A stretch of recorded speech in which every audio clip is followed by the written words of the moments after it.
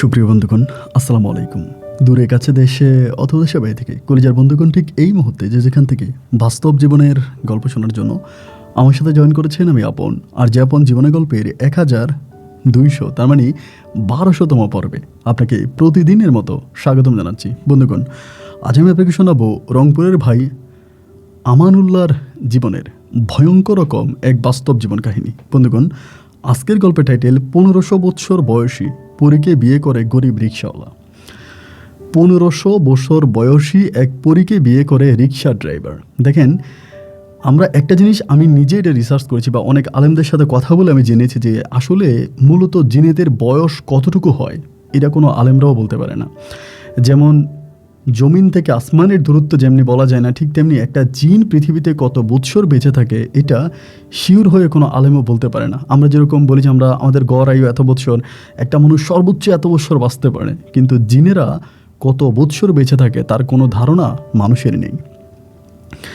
এবং আজকের এই গল্পটা আমি আমানুল্লাহ ভাইকেও বলেছি এবং আপনাদেরকেও বলি যে আমি রমজান মাস হওয়ার কারণে একটু বেশি ভৌতিক গল্পগুলো সিলেক্ট করি এবং এই গল্পগুলো আমি একটু বেশি রেকর্ড করতেছি, যেহেতু রমজান মাস। ছলনা, প্রতারণা বা খারাপ টাইপের গল্পগুলো একটু অ্যাভয়েড করে এই গল্পগুলো দিচ্ছি। তো আমি এটা রমজানের পরে হয়তো আবার ঠিক হয়ে যাবে। আপনাদেরকে অনুরোধ করবো যে আপনারা গল্প শুনবেন, ঠিক আছে, গল্পটা ভালো লেগেছে আমি এই জন্য রেকর্ড করতেছি, কিন্তু এই গল্প শুনে কোনোভাবে আমানুল্লাহর সাথে যোগাযোগ করে যদি আপনারা কোনোভাবে প্রতারিত হয়ে থাকেন তবে সেটার দায় আমি কিংবা আমার চ্যানেলের কর্তৃপক্ষ দায়ী নয়। এটা সবাইকে সতর্ক করলাম। যাই হোক, আশা করব শুরু থেকে শেষ পর্যন্ত রংপুরের ভাই আমানুল্লাহর জীবনের বাস্তব গল্পটা আপনারা প্রত্যেকে আমার মুখে শুনবেন এবং গল্প শেষে আমানুল্লাহ ভাইকে আপনার মতো করে একটা মন্তব্য কমেন্ট বক্সে লিখবেন। ধন্যবাদ সবাইকে। সুপ্রিয় বন্ধুগণ, আসসালামু আলাইকুম। আমার নাম মোহাম্মদ আমানুল্লাহ, আমার বাড়ি রংপুর। বন্ধুগণ, আমি আমার জীবনের গল্পটা শুরু করার শুরুতে আপনাদেরকে আমার পরিবারের বিষয়ে জানিয়ে রাখি। আমার পরিবারে আমি আছি, আমার বাবা আছে, মা আছে, রয়েছে আমার দাদি সহ আমার ছোট দুইটা বোন আর ছোট দুইটা ভাই। আমরা টোটাল 3 ভাই 2 বোন। আমাদের পরিবারটা রংপুর শহর থেকে অনেক দূরে সবুজ শ্যামলাগড়া কোনো এক ছোট্ট মায়াবী গ্রামে এক উচ্চবিত্ত পরিবার। আমার বাবা পেশায় একজন কবিরাজ। আমি খুব ছোটোবেলা থেকে দেখে আসছি আমার বাবা কবিরাজি পেশার সাথে জড়িত। আমার বাবা কবিরাজি করে। সকালে সূর্য উদয় হওয়ার সাথে সাথে আমাদের বাড়ির সামনে বিভিন্ন ধরনের গাড়ির লাইন পড়ে যায়। অনেক মানুষ দূর দূরান্ত থেকে আমার বাবার কাছে আসে কবিরাজির চিকিৎসা নেওয়ার জন্য। কাউকে জিনে ধরে, কাউকে ভূতে ধরে, কিংবা কারো কালো জাদু থাকে, অথবা কেউ কারো কথা শোনে না, এরকম অনেক ধরনের কাজ নিয়ে আমার আব্বার কাছে সকাল থেকে মানুষের হিড়িক পড়ে যায়। এমন করেই ছোটোবেলা থেকে আমরা দেখে আসছি। এবং ছোটোবেলায় আব্বা আমাকে একটা মাদ্রাসায় ভর্তি করায়। আমি একটা মাদ্রাসায় পড়াশোনা করতাম। আমি সহ আমার বড় যে ভাইয়েরা ছিল তারাও তখন আমার সাথে মাদ্রাসায় পড়াশোনা করতো।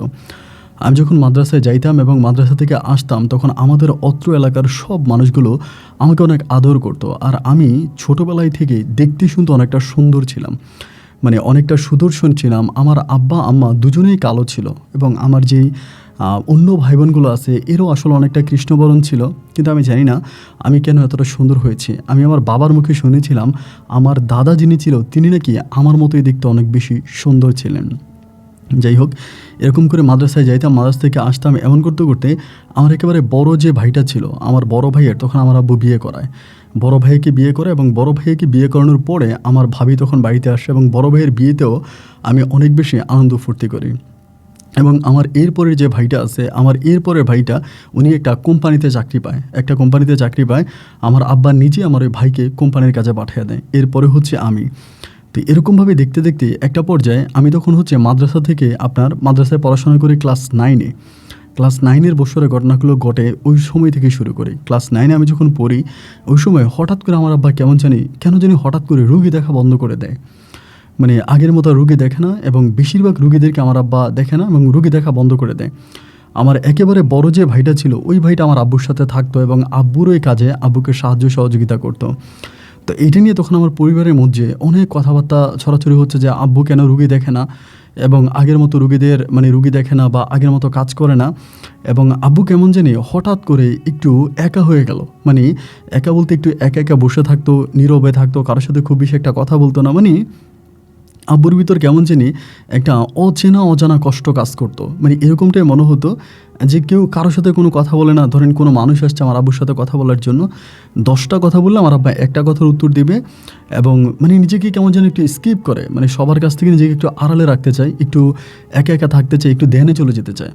তা আমার আম্মু যখন জিজ্ঞেস করে আমার আব্বুকে যে আপনি এরকমটা কেন করতেছেন, আমার আব্বুর নাম ছিল আনিস কবিরাজ। আনিস কবিরাজ নামে আমার আব্বা রংপুরে খুব নাম করা একজন কবিরাজ ছিলেন সেই সময়টাতে।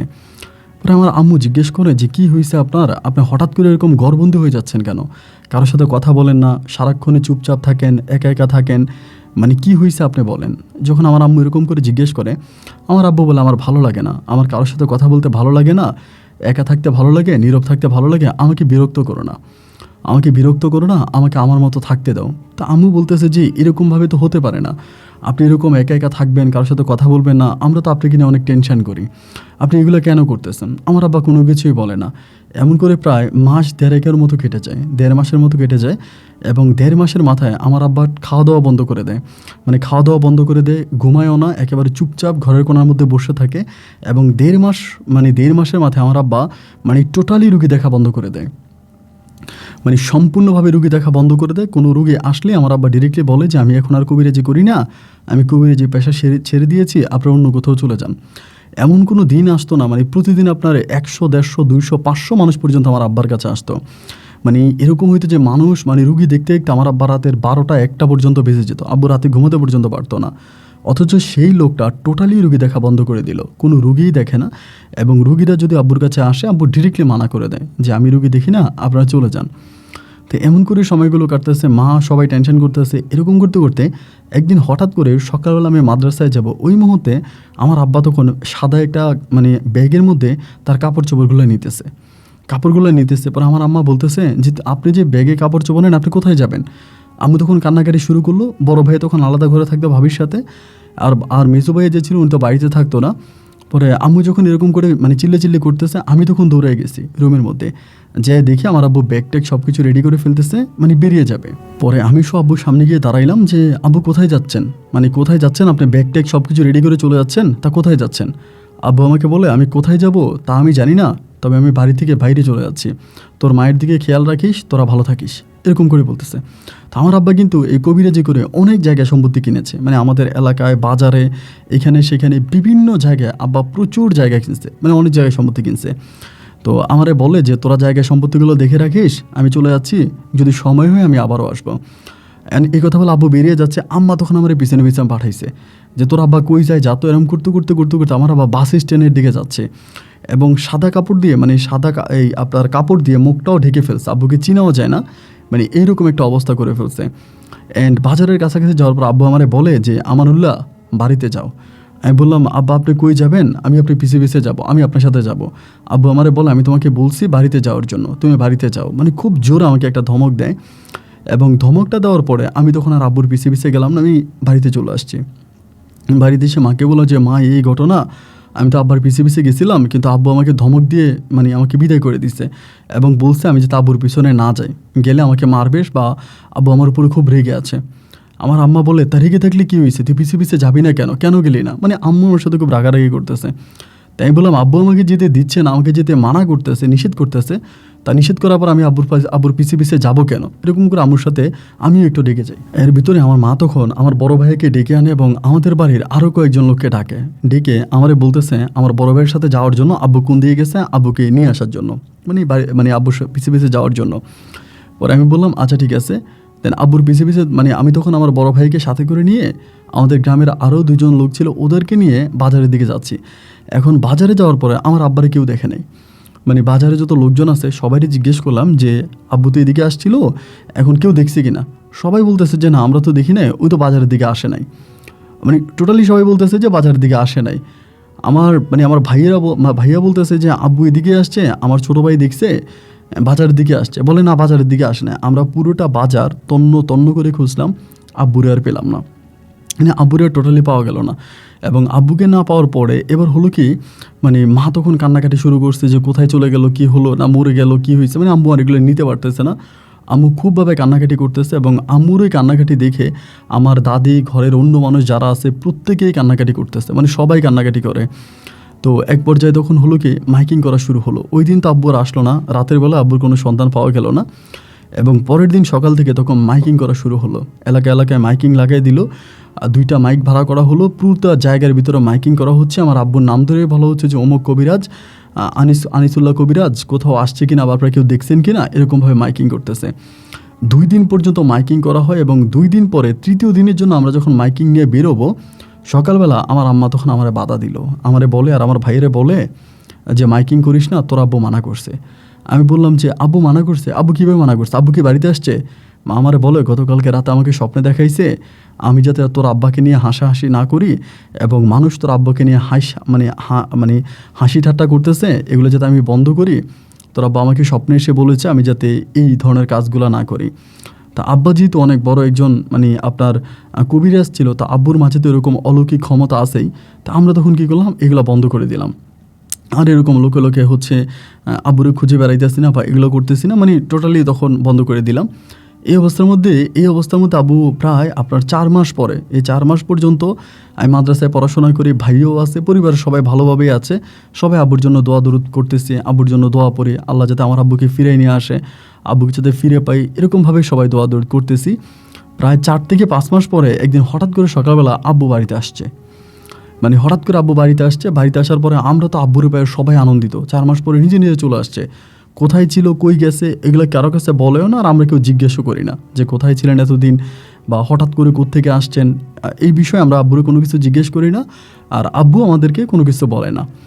এখন যেটা হইলো সেটা হচ্ছে বাসায় আসার পরে আব্বু যখন বাসায় আসলো এবং বাসায় এসে আব্বু যিনি ওই এলাকাতে ফিরে আসার পরে আব্বু তখন আপনার ইয়েতে চলে গেছে, আপনার এই মসজিদে চলে গেছে। বেশিরভাগ সময় মসজিদের মধ্যেই থাকে, একেবারে বেশিরভাগ সময় মসজিদের মধ্যেই, এবং মসজিদের মধ্যে বসে থাকে, মসজিদের কোণার মধ্যে বসে থাকে, বাড়িতে আসে না। ধরেন বাড়িতে আসেই না, মসজিদের কোণার মধ্যেই থাকে এবং ওইখানেই ঘুমায়। এবং আমরা যদি খাবার দিয়ে আসি তাহলে মসজিদে বসে বসে খাবার খায়। খাবার দিতেছি, খাবার খাইতে আসে, মসজিদে মসজিদের কোণার মধ্যেই বসে থাকে, খাবার দিলে খাবার খায়, আবার ওইখানেই ঘুমিয়ে যায়, ওই জায়গাটার মধ্যেই ঘুমিয়ে যায়। এরকম একটা অবস্থা দেখতেছি। তো যখন এরকম অবস্থা দেখতেছি তখন আমরা সবাই মিলে চিন্তা করতেছি যে আব্বু এরকমটা করতেছে, না জানি আমার আব্বুর কী হয়, আল্লাহ জানে। খুব টেনশন করতেছি আর কি। সবাই তখন টেনশন করে, আমার তখন পড়াশোনা বন্ধ, 3 বেলা মসজিদে খাবার নিয়ে যাই, আব্বু খাবার খায়। এতেকাপে থাকলে যেরকম হয় না, এতেকাপের মানুষের মতো আব্বু তখন ওই পুরো মসজিদের মধ্যেই বন্দী হয়ে যায়। এইরকমভাবে অনেকগুলো মাস আব্বা মসজিদে থাকে এবং অনেকগুলো মাস পরে হঠাৎ করে আব্বা মসজিদ থেকে বের হয়ে জায়গা বিক্রি করতে শুরু করে। আমাদের যে জমি জামা আছে যেগুলো আব্বু নিজেই কিনছিল, কবিরাজি করে যে জায়গাগুলো কিনছিল, এই জায়গাগুলো আব্বু তখন বিক্রি করতে শুরু করে। এখন বিক্রি করে বাইরে মানুষ ধরে যে কেউ কিনবে কিনা, এলাকাতে কথাবার্তা বলে এবং বলার পরে যে কথাবার্তা বলে কিনবেন কিনা, তো কিনতে বলে আমার আব্বু বিক্রি করে দেয় এবং খুবই কম দামে বিক্রি করে, অত বেশি দামে বিক্রিও করে না। এবার তো আম্মা মনে করতেছে মনে হয় আব্বুর মাথায় সমস্যা দেখা দিছে, এটা ওইটা। তো একদিন হলো কি, আমার বড় ভাইয়া আব্বুরে ঘরের মধ্যে গিয়ে বাইন্দা রাখবে, আব্বুরে ঘরের মধ্যে গিয়ে আটকায় রাখবে, এরকম একটা অবস্থা আর কি। যে আব্বু যেহেতু জমি জমা বিক্রি করে ফেলতেছে, আমরা তো পরিশেষে থাকতে হবে, আমাদের ভবিষ্যতের কী হবে, আমরা এতগুলো ভাই বোন। এই জন্য আমার ভাইয়া করলো কি, আব্বুরে বন্দি করার চেষ্টা করলো। যেদিন আমার আব্বুরে নিয়ে টানা হেঁচড়া করলো, আব্বুরে বাঁধতে চাইলো, আব্বু গেল না। এবং সেদিনটাতে আমার ভাইয়ার এত জ্বর আসছে, আমার বড় ভাইয়ার এইরকম জ্বর আসছে ভাই, পুরো 1 সপ্তাহের মধ্যে আমার বড় ভাইয়া ডিরেক্টলি মারা গেল। এই জ্বরে 1 সপ্তাহের মধ্যে আমার ভাইয়া মারা গেছে।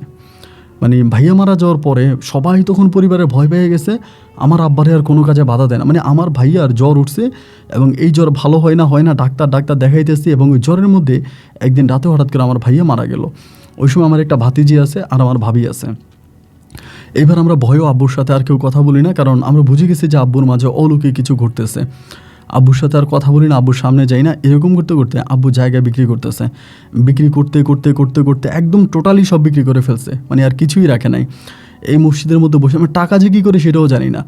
জমি বিক্রি করে মসজিদে ঢুকে টাকা নিয়ে ঢুকে, এরপরে আর টাকা নাই। মসজিদে ঢুকে টাকা নিয়ে ঢুকে, এরপরে আর টাকা নাই। টাকা যে কোথায় চলে যায়, কিভাবে হাওয়া হয়ে যায়, আমরা এটা কেউ বুঝতেই পারি না। মসজিদে যখন ঢুকে তখন দেখি টাকা নিয়েই ঢুকে। হাকিমের কাছে যায়, হাকিমের কাছে গিয়ে দলিল দিয়ে দেয় এবং দলিল দেওয়ার পরে টাকাও বুঝে নেয়, গুনে গুনে টাকাও আনে এবং এনে মসজিদে ঢুকে। এরপর আর আমার আব্বার কাছে টাকা নেয়। ওই মুহূর্তে আমরা কিন্তু আব্বার আর রাগ করে খাবার দাবারও দিতাম না। বড় ভাইয়া মারা যাওয়ার পরে আব্বারে খাবার দাবার দেই না। আব্বা তখন এই বাড়িতে ওই বাড়িতে মসজিদ থেকে মাঝে মাঝে বেরোইতো, প্রচুর খিদা লাগলে বেরোইতো, বেরিয়ে খাবার চাইতো, ঘরে ঘরে খাবার চাইতো, মানুষ খাবার দিত। অ্যান্ড এরকম করতে করতে আমাদের শুধুমাত্র বিটাটা ছাড়া আর কিছুই ছিল না। শুধুমাত্র আমাদের ঘর বিটা ছাড়া আর কিছুই নেই। আমার যে ছোট বোনগুলো ছিল এদেরকে খুব কষ্টে আমার আম্মা এত কষ্টে বিয়ে দিছে যা বলার মতো না। মানে যেখানে যেরকম ছেলে পাইছে ওরকম ছেলের কাছে বিয়ে দিয়ে দিছে। কারণ আমার আব্বা পাগল, আব্বার মাথা খারাপ, আমাদের জায়গা সম্পত্তি সব বিক্রি হয়ে যাচ্ছে, আমাদের পারিবারিক অবস্থা তখন খুব শোচনীয়। এই জন্য আম্মা যেভাবেই পারছে, যেদিকে পারছে, জাস্ট শুধুমাত্র বিদায় করছে, কোনোভাবেই বিদায় করে দিছে। আমার বোনগুলোর যে যার মতো করে চারদিকে আমার আব্বু বিয়ে শাদী দিয়ে দিল, এরকম করে তখন চলে গেল। তো বোনগুলোর বিয়ে হয়ে যাওয়ার পরে আমি তখন আব্বুর সাথে আসি, আব্বুর সাথে উঠি বসি। আমার ভাই আমার যে ভাইয়া করতো, আপনার চাকরি করতো, ওই ভাইয়ের সাথে আমার বড় যেটা ওইটার সাথে চলতাম। বা মাঝে মাঝে এমন করতে করতে একদিন হঠাৎ করে সকালবেলা খবর পাইলাম মসজিদের মাইকে বলে উঠলো যে আমার আব্বু মসজিদে মারা গেছে। তখন কিন্তু আর কিছুই নেই, আমাদের কিছুই নেই, সবই শেষ। মসজিদের মাইকে বললো সকালবেলা, এই মসজিদের মাইকে শুই না আমার মা তখন চিৎকার করতে শুরু করছে। মসজিদের সামনে গেছি, আমি সহ গেছি। যাওয়ার পরে আব্বুরে তখন মসজিদের বারান্দা থেকে বের করা হলো। একদম সুন্দর হাসি দিয়ে আছে। মানে আমার জীবনে আমি অনেক লাশ দেখছি, বাট এরকম লাশ দেখি নাই। সুন্দর একটা হাসি দিয়ে আছে। মানে আব্বু যে মারা গেছে এটা মনেই হয় না, এত সুন্দর একটা হাসি দিয়ে আছে। যাই হোক, পরে আমাদের এলাকাতে আমার বড় ভাইয়ের সাথে আব্বুর তখন দাফন কাফন হলো। আব্বুকে মাটি দিয়ে দিলাম এবং আব্বুকে মাটি দেওয়ার পরে পরিবারের মাঝে তখন প্রচণ্ড অভাব। শুধু আমার বড় ভাইয়া তখন একটা প্রাইভেট কোম্পানিতে চাকরি করতো, ওইখান থেকে কিছু টাকা পাইতো, ওই টাকা দিয়েই পরিবার চলতো। মানে এত অভাব দেখা দিচ্ছে যা বলার মতো না। পরে আমাদের বাড়ির পাশেই একটা অনেক বড় বিল আছে। তো বর্ষার সময়, বর্ষা যখন পানি থই থই করতেছে, ওইরকম বর্ষার সময় আমি তখন বিলের মধ্যে মাছ ধরতে গেছিলাম রাতের বেলায় জাল দিয়ে মাছ ধরতে গেছিলাম। তো এরকম করে মাছ ধরি, তখন বর্ষা একদম চারদিকে পানি থই থই করতেছে, এমন একটা অবস্থা। প্রচুর পানি, চারদিকে পানি আর পানি, বর্ষার সময় আর কি, যে সময় তো হচ্ছে বিলে মানুষ মাছ মারে ওই মুহূর্ততে। তো এবার আমি কি করলাম, মাছ ধরে আসতেছি একদিন অমাবস্যা রাতের বেলায়। তো অমাবস্যা রাত বলছিলাম এই কারণে যে চারদিকে প্রচণ্ড রকমের অন্ধকার, একেবারে ঘন অন্ধকারে ঢাকা চারদিকটা। এবং অমাবস্যা রাতের বেলায় আবার ভালো মাছ পাওয়া যায়, ওই গভীর রাতে বেশি মাছ পাওয়া যায়, মাছেরা নিচ থেকে উপরে উঠে আসে অন্ধকার দেখে। তো আমি সেদিন মাছ মারলাম এবং অনেক মাছ পাইছি। মাছ পাইয়া মাছ ধরে তখন আসতেছি। আমি যাওয়ার সময় আমার আম্মা আমার একটা কথা বলছে, দেখিস এই আবার সাপে কামড় দেয় কিনা, কারণ এই রাতের বেলায় নাকি অনেক সাপেরা ঘোরাফেরা করে, অনেক সাপেদের থাকে। আমার আম্মা বলে যে সাপে কামড় দেয় কিনা, সাবধানে যাইস, আমার এটা বললো। তো মাছ ধরে রাত তখন প্রায় আপনার 1টা কি 2টার মতো বাজে, এরকম সময় আমি তখন বিল থেকে মাছ ধরে বাড়ির পথে হাঁটতেছি, বাড়ির দিকে যাচ্ছি। এবং বাড়ির দিকে যাওয়ার পথে আমাদের এখানে হচ্ছে তালতলা বলে একটা জায়গা আছে। ওইখানে কোনো তাল গাছ নাই, কিন্তু এটাকে সবাই তালতলা বলে আর কি, টেকের তালতলা বলে।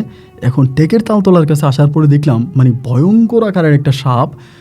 এত বড় সাপ আমি আমার জীবনে দেখি নাই, যে রাস্তার এই পাশে আর ওই পাশে একরকম হয়ে আছে, এরকমভাবে রাস্তা পার হইতেছে। তো আমার হাতে কিন্তু অনেক বড় একটা লাঠি ছিল, যেহেতু ধরেন আপনার মাছ ধরতে যাইতাম না বিলের মধ্যে, তো সাপে গোপের তো ঝামেলা থাকেই, এই জন্য একদম মোটা লম্বা একটা লাঠি ছিল। একবার চিন্তা করতেছি সাপটারে মেরে ফেলবো, আবার ভাবতেছি এত বড় সাপ আমি বাড়ি মারলে যদি রাস্তার পাশে তো পানি আছে, পানির মধ্যে পড়ে যায়, তাহলে তো আর এটারে মারতে পারবো না, পরে তো আমার রাতে সে কামড় দিবে। এখন দেখলাম যে এটা যাচ্ছেও না, এদিকে যায় না ওইদিকেও যায় না, মাঝ রাস্তার মধ্যে শুয়ে আছে। যখন শুয়ে আছে দেখলাম, তখন আমার হাতের লাঠিটা দিয়ে যেমনি পারছি, যেরকম শক্তি হাতে ছিল ওই শক্তি নিয়ে তখন দিলাম মায়ের দূর থেকে আল্লাহ নাম নিয়ে দিছি বাড়ি। এবং 2-3টা বাড়ি দেওয়ার পরেই সাপটা একেবারে জায়গার মধ্যে আপনার ঘোর খেয়ে গেছে। যখন ঘুরে গেছে, এটার মধ্যে এক আদারসে টর্চ লাইট দিয়ে এক হাতে টিপ দিয়ে ধরছি, আরেক হাতে এক আদারসে পিটাইছি। এবং একটা বড় বিষয় কি জানেন, এই সাপটা কিন্তু অনেক বড়, এটা কিন্তু একটা ফোর্স করে শব্দও করলো না। এই যে আমি তারে পিটায় মেরে ফেললাম এই জায়গার মধ্যে, একটা বারের জন্য ফোর্স করে কোনো শব্দ করলো না। এবং সাপটারে মারা মাত্র এটা মরে যাওয়ার পরেই চারদিক থেকে প্রচণ্ড রকমের বাতাস বইতে শুরু করছে। বর্ষার সময় তো আমি ভাবছি মনে হয় বৃষ্টি আসবে, এবং বৃষ্টি আসবে ভাইবে আমি তখন দিলাম দৌড়, বাড়ির দিকে দৌড় দিছি। এবং বাড়ির মধ্যে দৌড় দিয়ে উঠানের মধ্যে আসছে, উঠানের মধ্যে এসে মারে ডাকা শুরু করছি, এত বড় সাপ মারছি। মা তখন দরজা খুলছে, ধরে মায়ের কাছে যেয়ে বলতেছে, মা এমন ঘটনা। আমি এরকম এক সাপ মাইরে আসছি।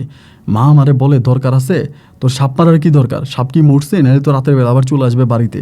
আমি বলছি না, আমি মারছি, একদম মারার মতোই মারছি, সাপ আর বাইছে নাই, সাপ মরে গেছে। মা বলে আচ্ছা এটা হাত মুখ ধুইয়া কিছু খাইতে আয়। তো আমি তখন কল পারে গেছি হাত মুখ ধোয়ার জন্য, বাট আমার কাছে মনে হয় কি জানেন, কিছু একটা মনে হয় আমাকে ফলো করতেছে। আমি যে কল পারে গেলাম, হাত মুখ ধুইলাম, মানে আমার কাছে মনে হয় যে কিছু একটা জিনিস আমাকে ফলো করতেছে, মানে আমার পিছনে পিছনে হাঁটতেছে, এরকম কিছু একটা আমার কাছে মনে হলো। তো এরপর আমি কল পারে হাত মুখ ধুইলাম, ধুয়ে তখন ঘরে আসছি। ঘরে আসার পরে মা তখন ভাত দিল, ভাত খাইলাম। ভাত খাই আমি তখন শুইতে গেছি, ভাই আমার ঘুম আসতেছে না। আমরা একই ঘরের মধ্যে থাকতাম আর কি, কিন্তু আলাদা আলাদা, মানে আলাদা আলাদা রুমে থাকতাম। আমি আমার রুমে আছি, এবং এই সময় হলো কি, মানে রাতের বেলায় আমার ঘুম আসতেছে, মানে ওই সময় তো মানে অনেক রাত না, একটু একটু ঘুম আসতেছে। ফজরের কিছুক্ষণ আগে আমার ঘুমটা তখন একটু হালকা, আমার কানে একটা শব্দ আসলো যে আমার মা আমারে ডাকতেছে। মানে আমাদের ঘরের কোনার মধ্যে থেকে মা আমারে ডাকতেছে, আমারে বলতেছে আমানুল্লাহ একটু উঠে আয় তো। দুইবার ডাক দিছে, এবং দুইবার ডাক দেওয়ার পরে আমি তখন কী করলাম, বলেছে মা মনে হয় আমার ডাকতেছে, কোনো সমস্যা হলো নাকি। আমি তখন উঠছি, উঠে দরজাটা খুলছি, খুলে দেখি যে মানে আমি যদি দরজাটা খুলে ধরেন মায়ের রুমের দিকে যাইতাম, তাহলে কিন্তু আমি এই সমস্যায় পড়ি না।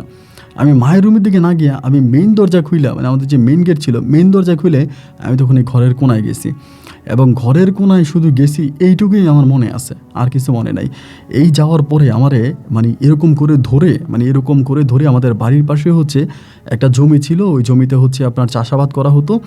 ওই জমির মধ্যে আমাকে অর্ধেক ঢুকাই ফেলছে, মানে আমারে এরকম জমির মধ্যে মাটির নিচে ঢুকাই ফেলবে এরকম একটা অবস্থা। কারণ ওই জমির মধ্যে এমনি হাঁটু সমান কাদা, এরকম কাদার মধ্যে আমি কিছু দেখতে পাচ্ছি না, শুধু এইটুকুনি বুঝতেছি যে আমারে কাদার নিচে ঢুকাই ফেলতেছে, একদম ঠাইসা দইরা কাদার নিচে আমাকে ঢুকাই ফেলতেছে।